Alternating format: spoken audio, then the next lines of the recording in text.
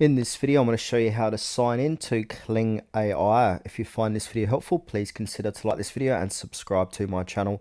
In saying that, let's just jump straight into the video. Okay, so we need to head over to the official website of Kling AI, which is klingai.com. So I'm just going to head over here. All right, so once I'm here, I'm going to be greeted to this page. And now, as you can see, there is no sign in button here. So what we need to do is click on the right hand side. It says create. So click on that create button. And now that's going to take you to another page where you're inside of Kling AI. Now, if we go ahead and look on the left hand side, we've got under referral program, we've got a sign in button. So click on that sign in button and we've got a few different ways how we can sign in.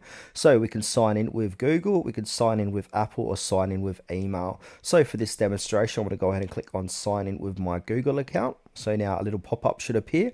That's going to say choose my account. I'm going to choose Tutorial Wiz. Then it'll say you're signing back into Kling AI. Click continue again. And from here, it'll redirect you back to app.klingai.com. And if we look at the bottom of the page here on the left hand side, we've got profile page. If we click onto that, you can see I'm now signed into my account.